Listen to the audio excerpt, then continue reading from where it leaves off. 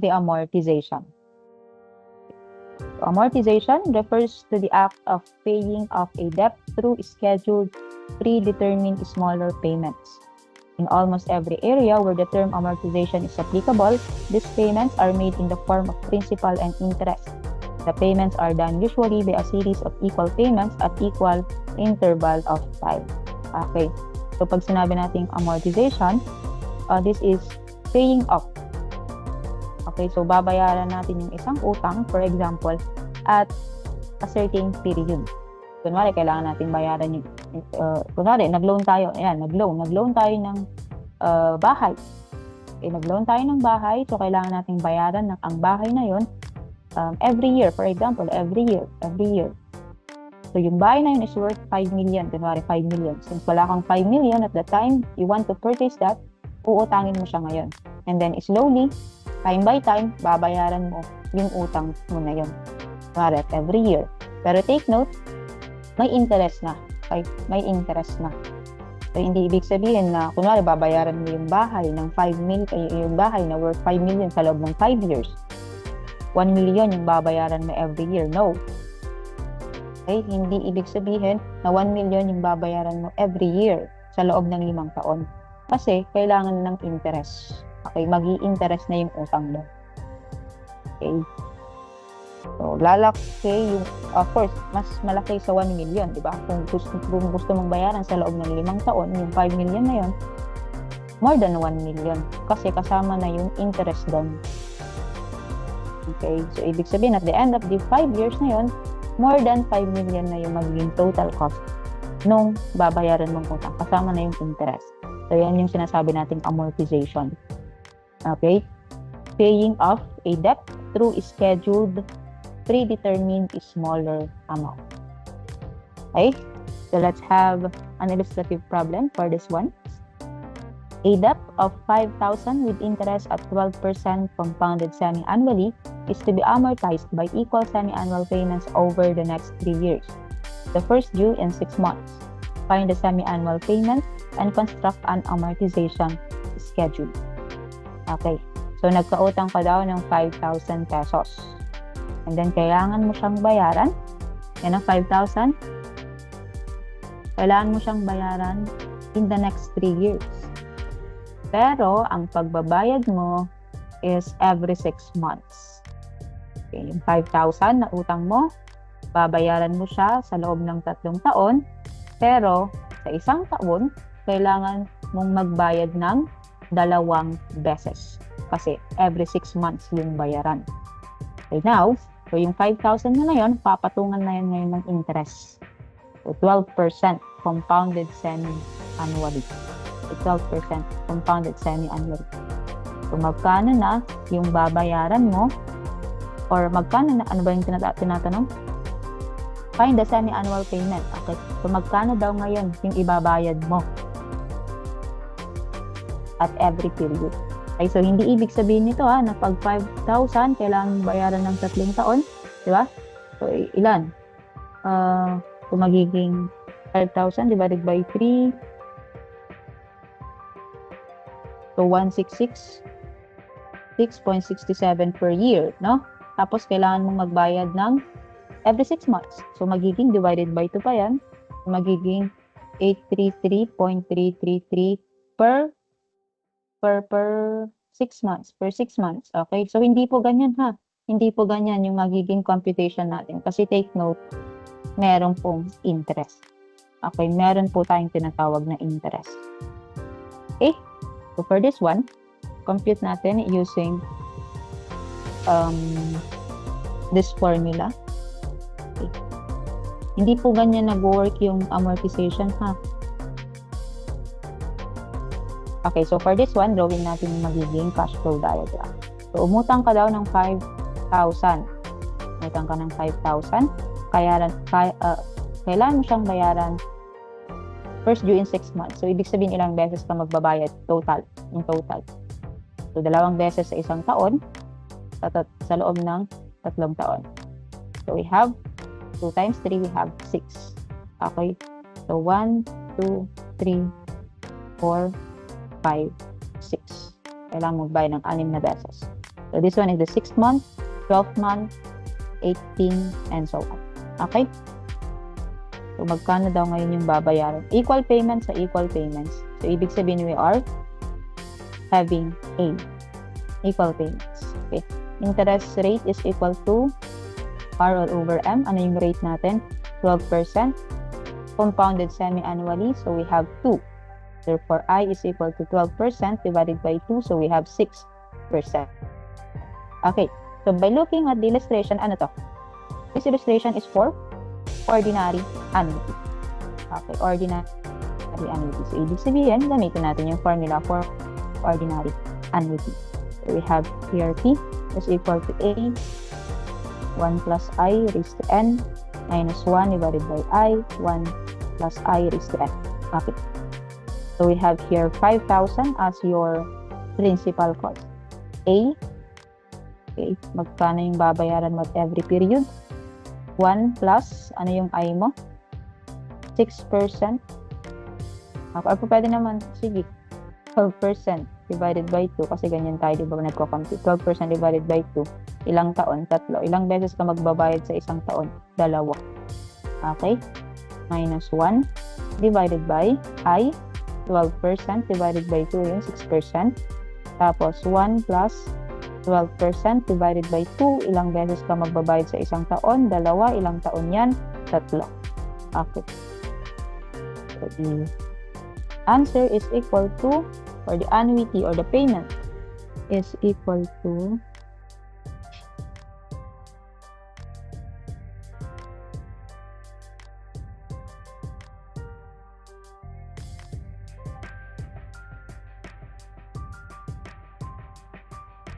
so it is equal to 1,016.82.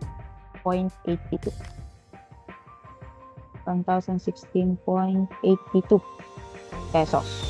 Okay, so kailangan mo magbayad ng 1,016.82 every 6 months. Okay? So, ang tanong dito, another question here is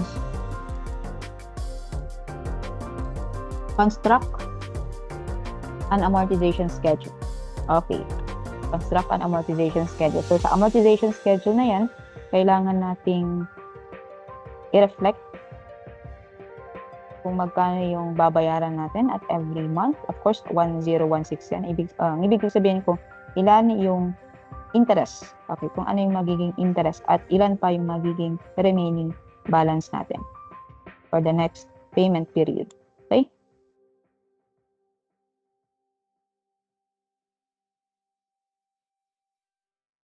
So we have here period. Tapos, outstanding. So, gusto ko lang ipakita sa inyo kung paano nagwo-work yung amortization. Kung paano nagwo-work yung isang utang. Kailangan natin siyang bayaran at a certain period of time. Standing principal at the beginning of each period. Ganito rin nagwo-work pag, kunwari, may bili tayo ng sasakyan. Tapos, kailangan natin siyang bayaran, let's say, 5 years. Kadalasan, ganyan naman, di ba? Kung mga nagpa-purchase ng mga sasakyan, they will pay the car within certain years. No? So, ganito yung magiging computation. Interest due at the end of the period.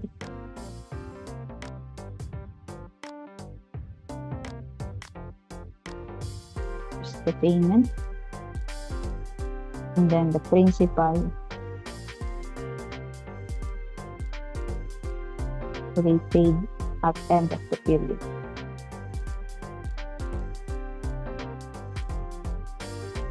Okay. So, ilan yung period natin? 6, di ba? 6. Ibig sabihin, 6 na beses tayo magbabayad. Okay, next. Outstanding principal at the beginning of each payment. So, ano ba yung principal natin dito at the first period? 85,000, di ba? 5,000. So, interest due at the end of the period. So, ilan yung interest natin dito sa part na to? So, ang magiging interest natin is 5,000. Sige, ilagay natin yung computation muna dito sa first. Ilan ba yung magiging interest dun sa first? So, 5,000. Ano yung interest natin kanina? R divided by M. R is 12%. Semi-annually, so magiging 6%. So 5,000 times 6%. So we have here 300. Okay, 300. Okay. 300 pesos. 300 pesos. Okay. Payment. Diba? Yung payment natin, ito na yung annuity natin. Okay. Yan yung A. So we have 10. Magkano kanina? 10. 16.82. 1016.82. Okay. So ilagay na natin lahat dyan. 1016.82. 6 na beses ka magbabayad.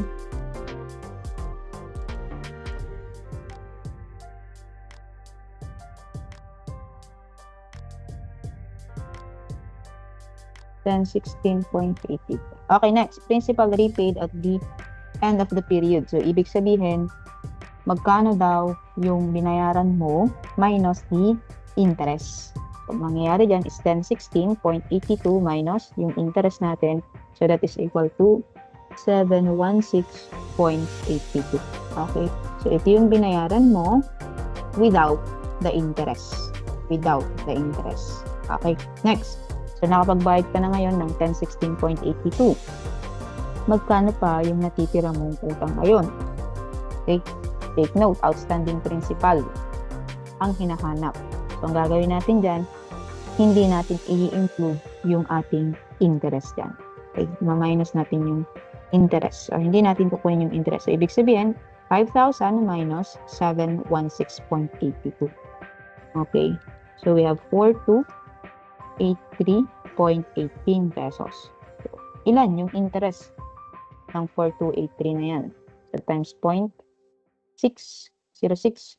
So, we have the interest is equal to 256.99. Okay. So, magbabayad kayo ng 1016.82. Ilan yung period? Tanggalin mo yung interest.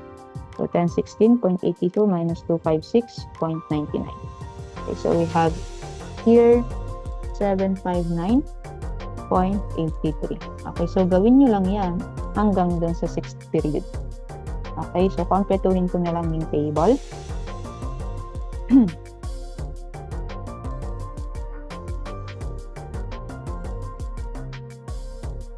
So 4283.18 minus 759, so we have 3523.35. Ilan yung interest niyan?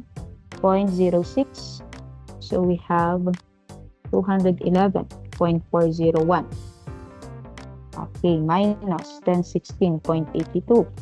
So we have 805.419. Okay.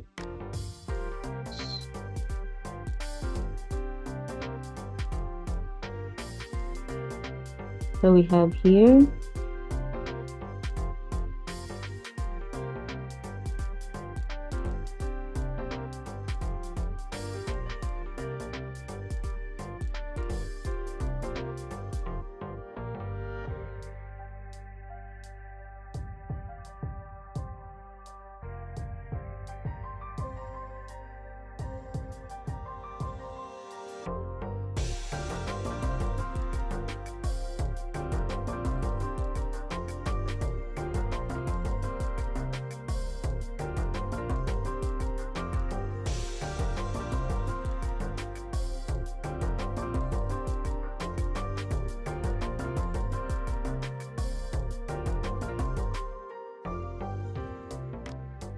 okay, nasa last year na tayo. So, ibig sabihin, ang dapat na matotal natin mamaya dito sa principal repaid is 5,000 na. Dapat 5,000 yung magiging total nito. Bakit? Kasi hindi kasama dito yung interest. Okay, so total natin yan. One way to check if tama yung sagot natin is dapat mag-equal lahat ng to, ito yung last column natin, into 5,000. Okay.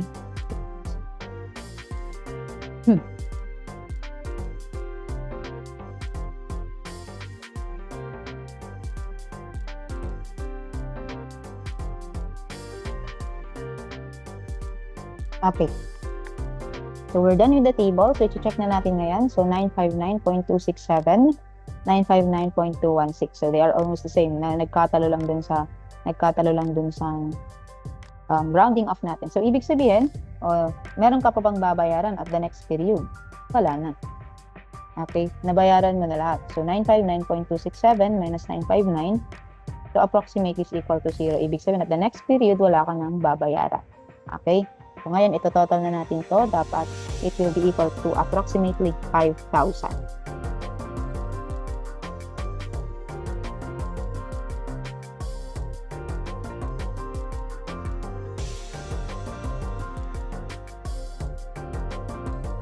Okay, so it is equal to 5,000.049. Okay, so nagpatalo lang ulit yung sa rounding off natin. So tama yung table natin ngayon dito. Okay, so this one naman, 1016.82 times 6. Okay, so ibig sabihin, yung inutang mo na 5,000 at the end of that 6th period, pag susumahin mo na lahat, yung binayad mo, 6,100.92. So, ang ibig sabihin nito, 6,100.92 minus 5,000. So, around, pag pininus mo yan, iyan yung interest. Diba? So, it is equal to 1,000.92, 1,100.92. So, ibig sabihin, dapat, ag-equal the thing apart. So, we have 300 plus 256.99 plus 211. 163, 191, plus 57.55.